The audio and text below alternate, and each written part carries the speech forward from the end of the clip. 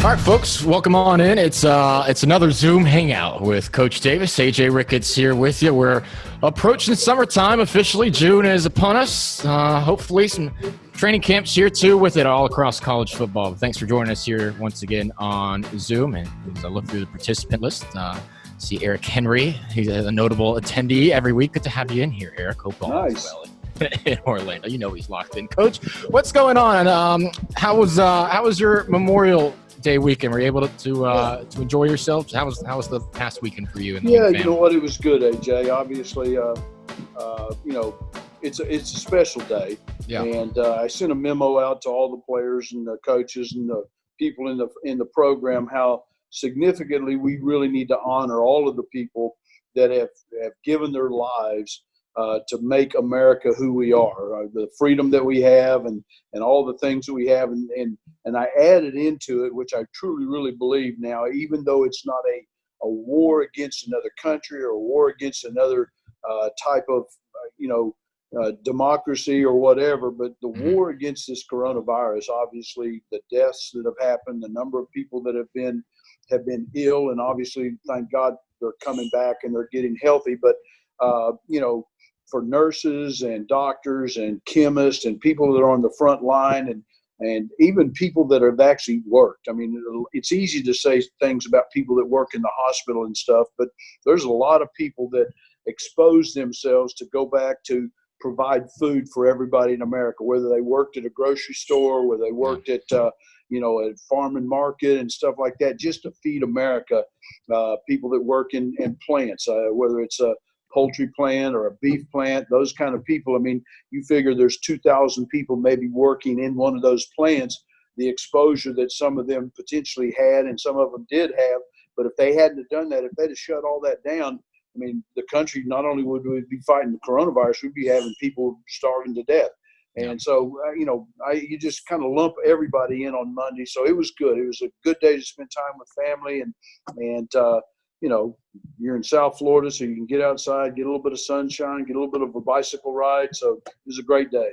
Yeah, no doubt about it. You mentioned paying tribute to the heroes. FIU, you localize it. Michael Felsberg, the statue right outside Ricardo Silva Stadium, former FIU student athlete. His name now graces Felsberg Field. Was part of lost his life serving in Iraq with the U.S. Marines. But he's certainly honored right outside the stadium, and it was great to pay tribute to so many of those folks this past Monday, in addition to spending time with family here.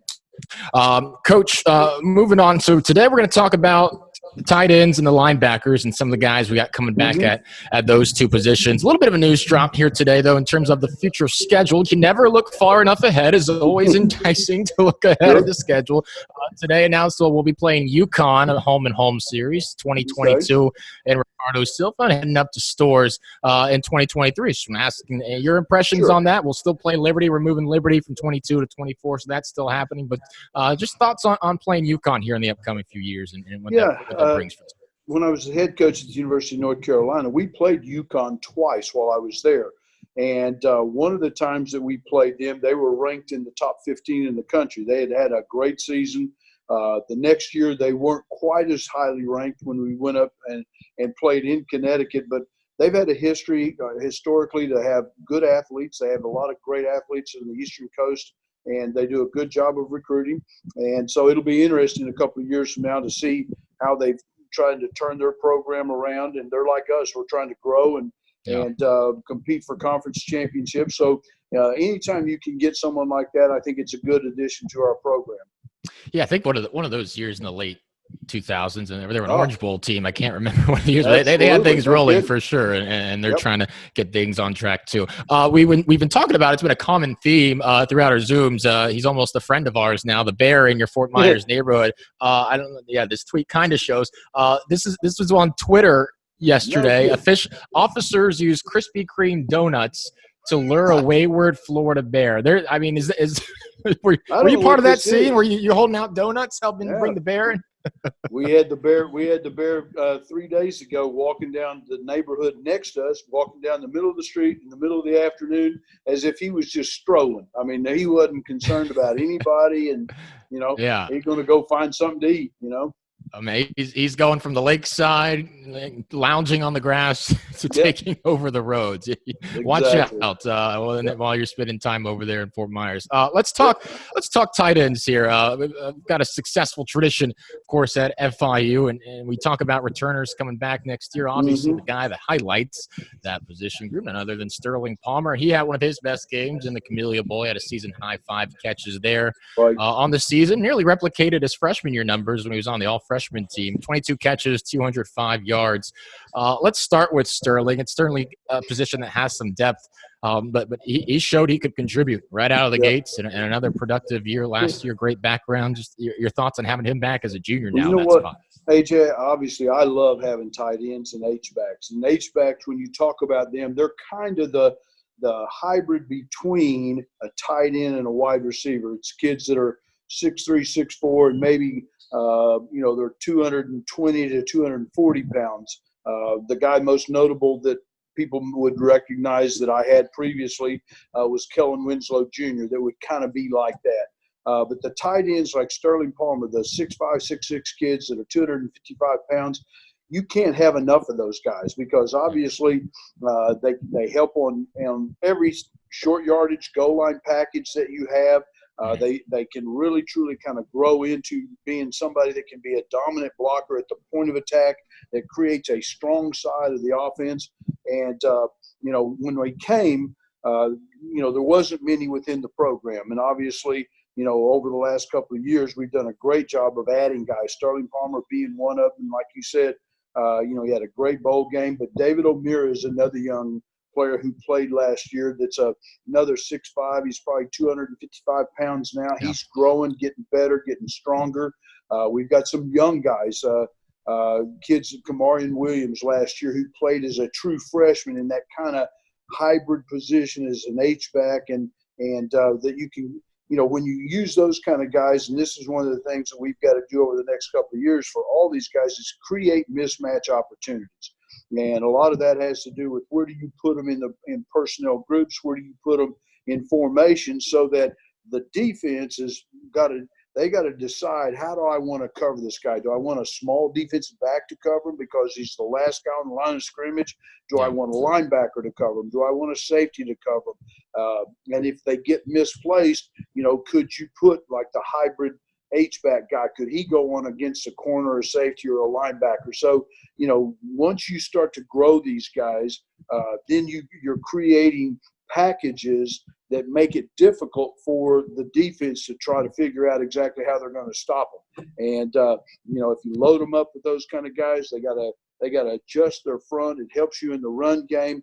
And I'm kind of excited, to be honest with you, AJ, of the direction that we're headed by using tight ends and H-back in our program. Sterling certainly got the name recognition at that spot over the last 2 years. But, you mentioned David and Kamarion Williams as well. Rounding out the position, Joe Hawker and Jackson McDonald, they bring some time into the program, some experience with them now. But let me ask you what – yeah, sure, go ahead. Just, AJ, just to say, let me interrupt a little bit about Joe Hawker. Joe hurt his knee his senior year in high school. But here's a young man coming into the program as a junior. His high school basketball program, they went 29-0. They were state champions in Cincinnati. And here's a kid, when you talk about versatility, and you and I have talked about this in the recruiting aspect, there was video when we first started watching him play. He played tight end. He played wide receiver. He played defensive end. He played running back. He played quarterback. I mean, he literally was an athlete that could do a lot of things. Yeah. He got set back last year. We kind of hoped that he would have made some contributions in play last year. He had a knee surgery, but he got, by the end of the season, he was going full speed on the scout team plays and stuff like that. So he's going to be another young man that can add into that pile of guys that we've got at the tight end position. Yeah, I'm excited to see how he figures into the rotation as we move forward. Wanted to ask you, you mentioned David and Kamarion Williams as well. Kamarion's a guy, look, we had a lot of depth. We had a lot of veteran guys on the team last year. So, younger guys or freshmen, have to pay their dues at this point. You're building the depth you want. But Kamarion is one of those guys kind of broke into the rotation a little bit. What was it that you saw from him in practice that he was able to earn some reps in his true freshman campaign? A couple of things, AJ. One One was his athletic ability. I mean, he was a kid that was really, really good at running routes. He had played wide receiver a little bit earlier in his career and stuff. And so, running routes and getting in and out of a break was not a difficult thing for him. But one of the things that when freshmen come in and they get a chance to play, it's because they love to compete. They show that they learn quickly, because you can't put players into the game if they don't know how to play. I mean, if they're going to bust and make mental mistakes and stuff like that, they're going to sabotage the entire offense. And so obviously, Kamarian, he came in, he was tough, he was physical, he had passion to play, he learned really well, and every day he really truly tried to work to get better. We also have a new incoming freshman, AJ, the Rivaldo Fairweather. Yeah. And I'm going to tell you, he's another kid just like that he was a wide receiver, a defensive end. He played multiple positions and stuff, but he's a very athletic kid. He's going to, before his career is over with, he's going to have a really good impact into this offense. Switching sides of the football here, let's discuss our linebacking core a little bit. Another position, kind of like the tight ends, that's seen some recent guys go on to get NFL opportunities and players that have filled roles not just successfully on our level, but at the conference level and even nationally when you talk about their statistics. Coming back, let's start with Jamal Gates, Coach. He started all 13 games. Second on the team in tackles, had 85 of them. So that's also top 20 in Conference USA. When Anthony and Trayvon left, Sage Lewis immediately stepped into that leadership role defensively. Right. Jamal's already taken a leap similar to how Sage did. It wouldn't surprise me if he took another one and continued to elevate himself at that spot. Yeah, there's no doubt about that, AJ. I mean, he is super smart. He loves football. He really studies the game. And half of the guys that have ever been really, really good linebackers, they have to have football instincts. As soon as the offense breaks the huddle, they recognize formations. They recognize splits in the offensive line, the depth of the running back, the quarterback. They look at everything, and Jamal has got that kind of ability to do that. That's what led him become a great starter last year.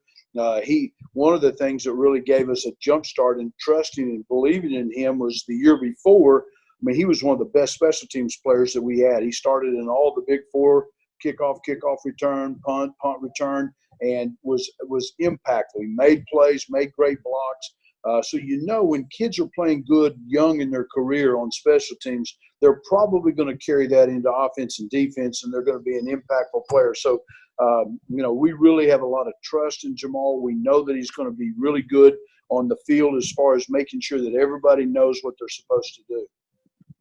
Yeah, it's a great point about Jamal, because I think it speaks to the kind of trajectory that we can hopefully expect to see from a lot of these younger guys who are now stepping into bigger roles. 2 years ago, I mean, year one when you were here, Jamal played in 4 games, as you mentioned, in the special teams kind of role, but didn't have any tackles defensively. 4 games played, but not particular, because there were a lot of guys in front of him.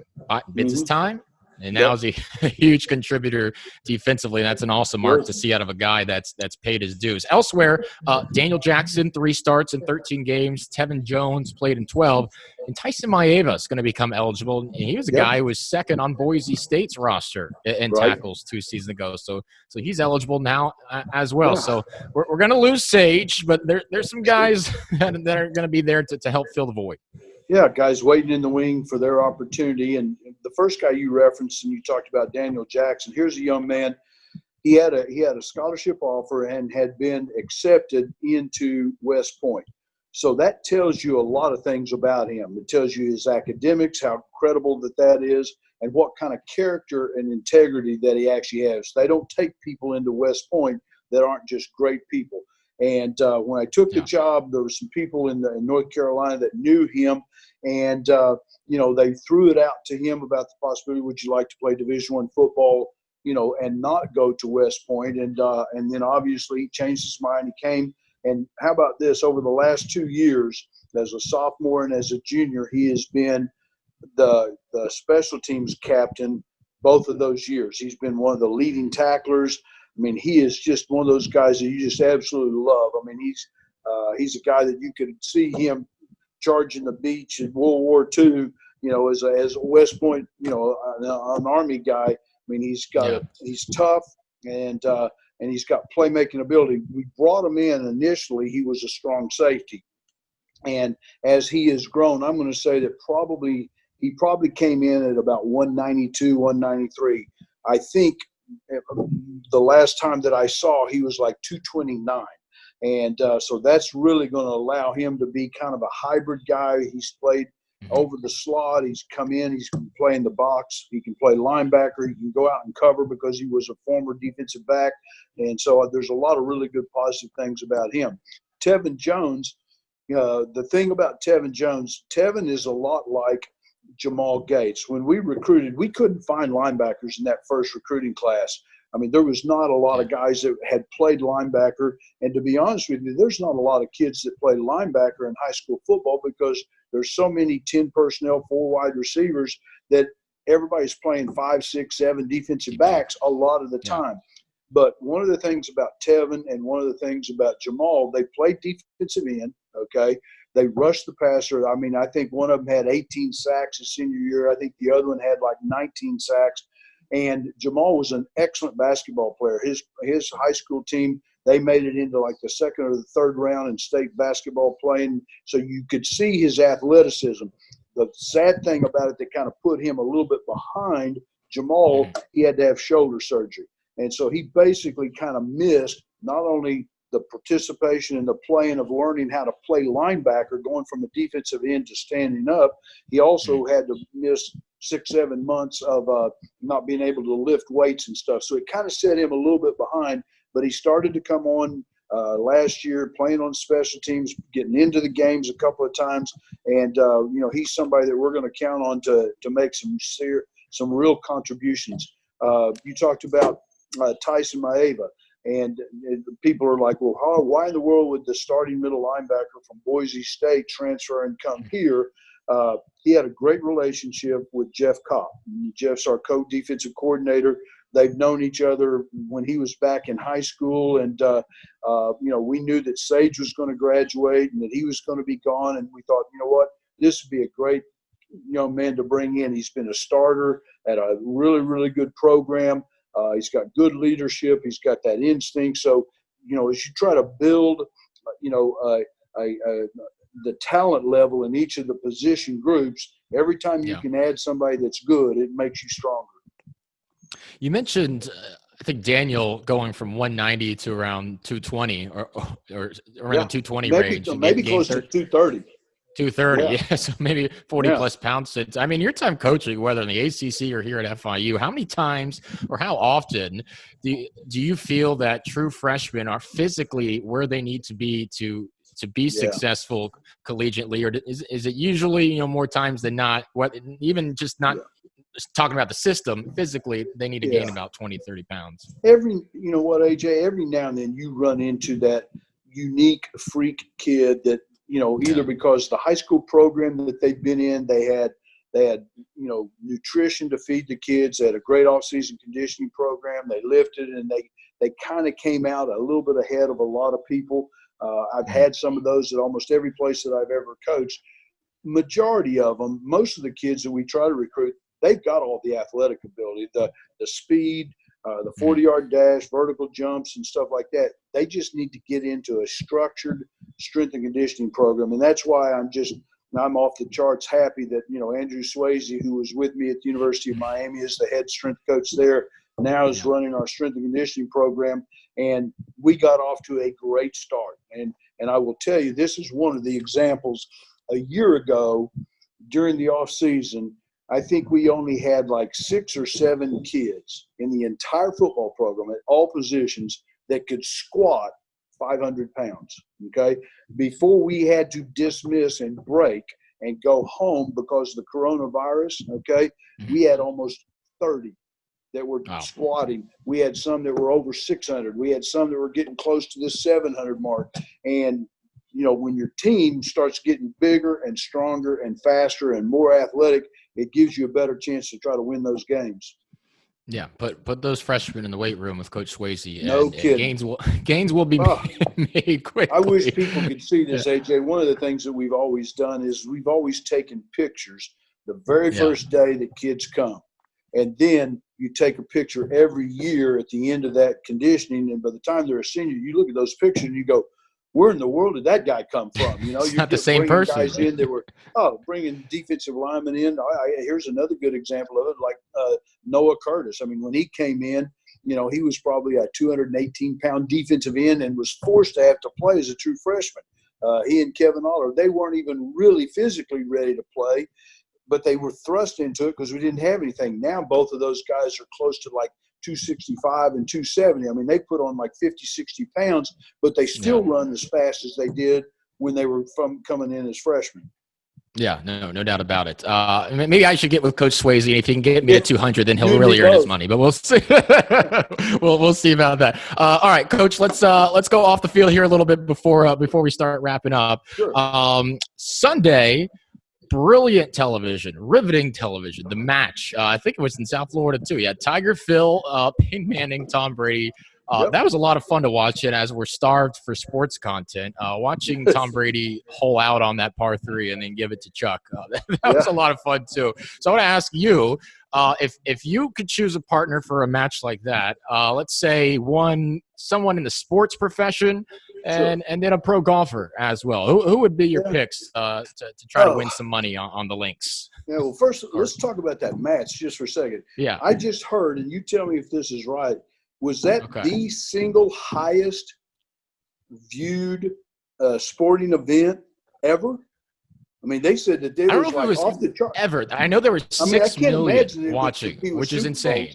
Yeah, maybe in golf. But anyway, I mean, it was fun to watch a live deal and them bust each other's chops and go back and forth and you know, Peyton Manning. I know Peyton fairly well, and I know that he plays a lot of golf and stuff like that. So you could tell that he had a little bit of an edge over Tom Brady. But you know, in the coaching world, you know, when you get a chance to go to national conventions or you went on Nike trips, you went on Adidas trips and stuff like that. One of the guys that I played a lot of golf with, and we had a lot of good competition, and our wives would actually play and stuff like that, was Rick Neuheisel. When I was the head coach at the University of Miami and different places, and he was at Washington or Colorado or UCLA.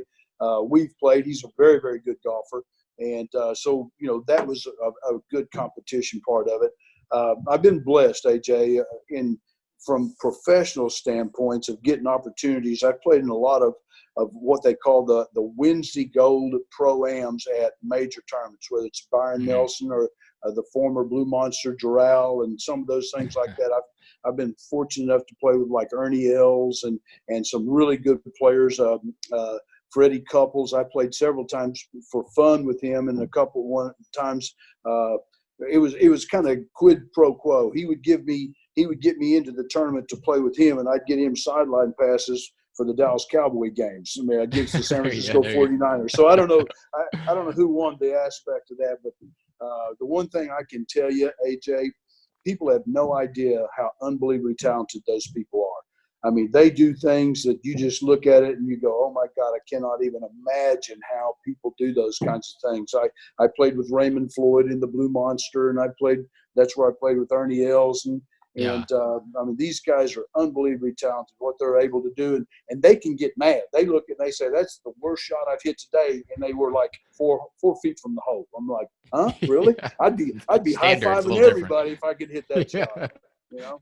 You referenced the ratings. It actually was the highest golf event ever. So it was highest. That's incredible. Over the Masters or the U.S. Open or the British Open. I mean, or the Ryder Cup. Nuts. I mean, that's amazing. It was so much. I mean, ESPN was talking about the ratings because it was so much. It was an NBC event, but ESPN was saying, "Look, this got crazy." Right? They didn't even care his cross platform. Let me ask: how do you do on the FIU golf tournament? So up at Turnberry, you find yourself shooting well up at Turnberry. That a good course for it? You know what? It is a nice course. I've never actually played it. Okay, think about that. Well, here's one of the things that I've always tried to do, as opposed to if I go in a foursome with 3 guys and ride around with them for 4.5 to 5 hours, I get a chance to spend time with 3 guys. So I changed probably 15, 20 years ago that just go to one par 3 And when Yeah. every group comes by, you get a chance to visit with everybody that's in the tournament, people that have paid money, and I get a chance to take a picture with them. I'm their mulligan, okay? I hit a ball, and if it goes in the water, it goes in the water. If it goes on the close to the hole, they get to use that ball and as part of their team for that one hole. But I like that concept of it because it gives me a chance to thank everybody that comes, to say thank you for donating money for scholarships or whatever the money is going to go to for the athletic department. And I started doing that a long time ago. The only request that I have is put it on a short par 3 where I don't have to sit there. I did this in North Carolina one time, and they put it at Pinehurst, and they put me on a par 3 that was 226 yards. You got to hit that shot all day long. By the end of the day, I needed a massage. I was like, I had my butt kicked all day long. There's some par 3s. I got to go with the driver, but exactly. We talked about it last week, though. I'm starting to feel a little more confident as I'm getting close to the 80s now. I might have to hop in up at Turnberry rather than just do a couple interviews and hang out. I might have to get into that tournament. Yeah. I missed the fact that we didn't get a chance to have it this year. I know. That's tough. No, we always love going out there every year and the support from so many people who are all about supporting FIU, and we appreciate them. So elsewhere in Miami news, first of all, wait, I know you're in the southwest corner of Florida. Is it terrible weather down there? I'm camping out in Georgia, so I'm missing all that terrible weather, but I'm hearing it's been awful down there. Have you been able to avoid that, or is it pretty up brutal? to a week ago, it was the best weather on the planet. I mean, it was like sunny, low 80s, almost no humidity. Light breeze and stuff. About 5 or 6 days ago, you would have tricked me if you'd have said it wasn't August. 4 o'clock in the afternoon, build up an unbelievable thunderstorms over the Everglades, and it would lightning and thunder for about 3.5 hours, and then it would clear up. But we've been getting a lot of rain over the last week, and yesterday was the first day that it didn't rain, and today so far, but it's building up. It looks like it's going to storm here probably in the next hour or so. Really? Well, it's funny because the first month of this social distancing quarantine, when like it was really like everyone was staying home, then mid-March to mid-April period, and for that 4-week period, it's probably the best weather in years in Miami. I don't think it rained one day. I mean, we had drought warnings. It was just teasing us. Beautiful. And now, of course, it's summer in Miami. There's going to be some drive-in movies in Dolphin and Hard Rock Stadium here, apparently moving forward. Don't know what they're going to play, but that seems interesting. Even what's your top movie or two you've been watching or you've seen over this quarantine? I know you mentioned one about football in Arkansas on Netflix. I think I forget what it was called. Anything else you've been watching? That was awesome. Yeah, that was a great movie. You know what I did? I mean, I really truly like things that are historically, they may not be 100% true, but they give you a concept of what history was like. And on the History Channel, they started I think it's going to be an 8 episode series, and the name of it is called Bark Skin, Barkskin, and it's in the 1600s, and it's when Europeans from England and from France were coming in and trying to build relationships with Native American Indians, with the different Indians in the New York and up in the Canada and along through the Great Lakes areas. And I watched the first 2 episodes. I think it was on 2 nights ago. And I love those kinds of things because even though it's a story and they're trying to, make it, they probably making a lot of it up based on what they think historically actually truly happened. But it gives you a little bit of like, what was America like, 400 or 500 years ago. And, before 1776, before we became a country. And so, I enjoy those kinds of historical things. That's interesting you said that. I thought you were about to say there's a series that just came out on History Channel as well about Ulysses S. Grant, of course, former general and then the presidency.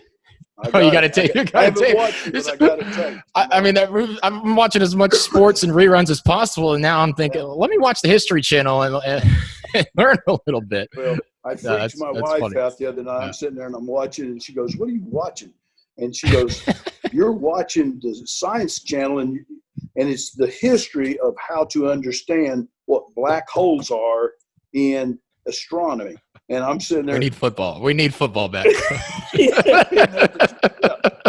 But it was fascinating to try to understand because, I mean, it warps your mind when you start figuring out the galaxies and the light years and the billion, stars that have planets. It's like I can't even figure that stuff out. Hey, but I enjoy when people ask what you do during the quarantine, you won't be guilty of not trying to be more well-rounded as a person. By the time you're black hole in science knowledge. I've watched everything that they've got on there for football. I've watched all the reruns on college games and the NFL and the Super Bowl games. I mean, you can only watch that stuff enough until you find something else to do. Well, hopefully we get some live sports here soon. No kidding. German soccer has been great, but I'd love some college football. Are you watching Korean baseball? I did stay up until about 2 a.m. the other night for 6 a.m. 6 a.m. in the morning. They got it on live. The NC Dinos. The Dinos are my team, I think. Dinos, and I don't know what NC stands for either, but I've been trying to watch. Shout out to I wonder if Merville's watching Korean baseball. I think steal signals and stuff. And you know what? I asked him. I said, "You've been watching any of this KBO?" I did bring that up. I think he said he's watched a little bit, but he's been roped in by his wife to watching considerable amounts of 90 Day Fiancé and The Bachelor. And I said, "No shame. I've been roped into watching it too, and it's great television. So don't be ashamed."